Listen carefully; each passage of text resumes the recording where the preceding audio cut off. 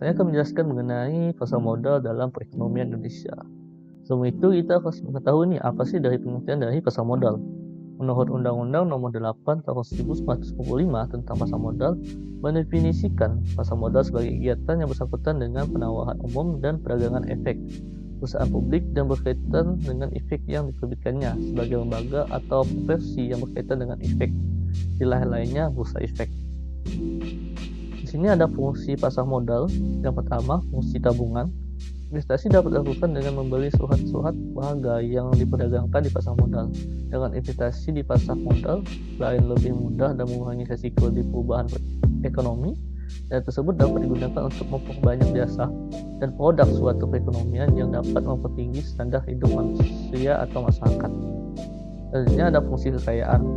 Pembelian surat-surat berharga di pasar modal merupakan salah satu cara untuk menyimpan kekayaan baik dalam jangka pendek maupun jangka panjang.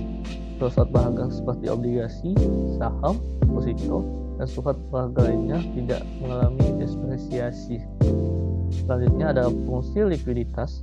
Kekayaan yang disimpan dalam surat-surat berharga bisa dilikuiditas melalui pasar modal dengan risiko yang sangat minim dibandingkan dengan aktiva lain. Pasar modal adalah feeder market, yaitu untuk melayani pemenuhan likuiditas para pemegang surat berharga. Selanjutnya, fungsi pinjaman. Pasar modal merupakan fungsi pinjaman untuk konsumsi atau investasi. Pasar modal dapat membantu pemerintah dalam memobilisasi dana masyarakat. Selanjutnya ini adalah produk-produk dalam pasar modal. Ada beberapa produk. Yang pertama ada saham. Saham merupakan tanda pernyataan modal seseorang atau pihak atau badan usaha dalam suatu perusahaan atau perseroan terbatas. Dengan menyertakan modal tersebut, maka pihak tersebut menjadi milik perusahaan tersebut sebesar modal yang ditanamkan. Selanjutnya ada surat utang atau obligasi. Surat utang atau obligasi adalah surat utang yang dikeluarkan oleh perusahaan dan menyatakan bahwa perusahaan bersedia membayar sejumlah uang tertentu di masa depan kepada pemegang surat utang tersebut. Selain membayar uang sejumlah pokok pinjaman, perusahaan juga membayar bunga pinjaman atau kupon bunga secara periodik. Selanjutnya adalah reksadana. Reksadana adalah salah satu alternatif investasi bagi masyarakat pemodal, khususnya pemodal kecil dan pemodal yang tidak memiliki banyak waktu dan keahlian untuk menghitung risiko atas investasi mereka. Reksadana dirancang sebagai sarana untuk menghimpun dana dari masyarakat yang memiliki modal mempunyai keinginan untuk investasi, tetapi hanya memiliki waktu dan pengetahuan terbatas. Selanjutnya ada derivatif. Derivatif merupakan kontak finansial antara dua atau lebih pihak guna memenuhi janji untuk membeli jual aset yang dijadikan sebagai objek yang diperdagangkan kepada waktu harga dan merupakan kesepakatan bersama oleh pihak penjual dan pihak pembeli. Selanjutnya, ini ada beberapa pihak yang berkaitan dengan pasar modal. Di sini ada OJK. Pembentukan OJK mengakibatkan wewenang beralih dari Bank Indonesia dan BAPEPLK ke OJK, hingga Bank Indonesia hanya memiliki wewenang di bidang kebijakan moneter, sedangkan BAPEPLK melebur menjadi OJK, tidak lagi di bawah Kementerian Keuangan. Di sini juga ada beberapa tugas pokok OJK dalam melaksanakan fungsi bidang pengawasan sektor pasar. Yang pertama itu menyusun peraturan pelaksanaan di bidang pasar modal, melakukan protokol manajemen krisis pasar modal, menetapkan ketentuan akuntansi di bidang pasar modal, merumuskan standar, norma, pedoman, karakteristik dan produk di bidang pasar modal. Kelima, melaksanakan analisis, pengembangan dan pengawasan pasar modal termasuk pasar modal syariah. Keenam itu melaksanakan penegakan hukum di bidang pasar modal, dan yang terakhir itu melaksanakan tugas lain yang diberikan Dewan Komisioner. Selanjutnya ada Bursa Efek Indonesia atau BI.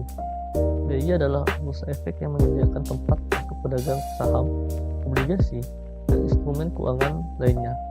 BI merupakan tempat pertama di mana investor dan emiten bertemu untuk melakukan transaksi.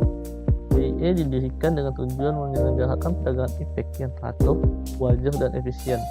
BI mempunyai tugas untuk menyelenggarakan perdagangan efek yang teratur, wajar, dan efisien, menyediakan sarana pendukung dan mengawasi kegiatan anggota bursa efek, serta menyusun rancangan anggaran tahunan dan penggunaan laba bursa efek dan melakukannya ke BAPEPLK. Selanjutnya ada lembaga clearing dan penjaminan atau LKP. LKP adalah pihak yang menyelenggarakan jasa clearing dan penjaminan penyelenggaraan bahwa transaksi bursa. PT Clearing atau PT Clearing Penjaminan Efek Indonesia atau KPI adalah pihak yang telah mendapatkan izin sebagai LKP untuk melakukan kegiatan clearing dan penjamin penyelesaian transaksi bursa. Clearing yang dimaksud adalah proses penentuan hak dan kewajiban efek atau dana anggota bursa yang timbul dari transaksi efek yang dilakukan di bursa efek. Selanjutnya adalah lembaga penyimpan dan penyelesaian atau LPP. LPP adalah pihak yang menyelenggarakan kegiatan kustodian sentral bagi bank kustodian, perusahaan efek, dan pihak lain. Saat ini, PT Kustodian Sentral Efek Indonesia atau KSEI merupakan pihak yang mendapatkan izin sebagai LPP untuk menjalankan fungsi menyimpan dan penyelesaian efek. Selanjutnya adalah perusahaan efek adalah perseroan yang telah memperoleh izin usaha dari OJK dan dapat melakukan kegiatan sebagai penjamin emisi efek, pantahap perdagangan efek, dan atau menjadi manajer investasi serta kegiatan lain sesuai ketentuan OJK. Selanjutnya adalah lembaga penunjang. Lembaga penunjang pasar sekunder merupakan lembaga yang menyediakan jasa-jasa dalam pelaksanaan transaksi jual beli di bursa. Lembaga tersebut terdiri atas bank kustodian, wali amanat, pengikatan efek, dan biro administrasi efek. Selanjutnya ada profesi penunjang. Di sini ada 5. Yang pertama ada akuntan. Akuntan adalah pihak yang bertugas menyusun, membimbing, mengawasi, dan menginspeksi atau memperbaiki data buku serta administrasi perusahaan dan instansi pemerintahan. Kedua ada konsultasi hukum, adalah ahli hukum yang memberikan pendapat pada pihak lain dalam bentuk konsultasi dan terdaftar di otoritas jasa keuangan. Selanjutnya ada penilaian, adalah pihak yang memberikan penilaian atas asas atau aset perusahaan dan terdaftar di otoritas jasa keuangan. Selanjutnya ada notaris, adalah pejabat umum yang memiliki wewenang membuat akta autentik dan terdaftar di otoritas jasa keuangan. Dan terakhir ada profesi lain, adalah pihak jasa profesi lain yang dapat memberikan pendapat atau penilaian sesuai dengan perkembangan pasar modal biasa mendatang dan terdaftar di otoritas jasa keuangan.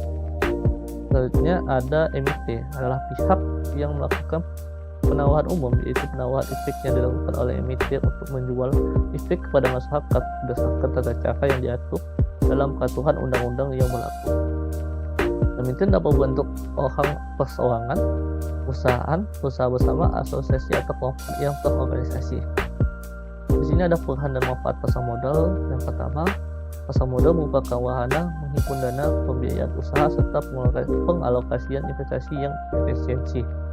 Selanjutnya, pasar modal membantu meningkatkan aktivitas ekonomi nasional di mana perusahaan-perusahaan akan lebih mudah memperoleh dana sehingga akan mendorong perekonomian nasional menjadi lebih maju dan menciptakan kesempatan kerja yang luas serta meningkatkan pendapatan pajak bagi pemerintah. Pasar modal juga merupakan media penghubung antara investor dengan perusahaan atau institusi pemerintah melalui perdagangan instrumen keuangan jangka panjang seperti saham, surat utang, dan lain-lain, dan terakhir sebagai alternatif investasi.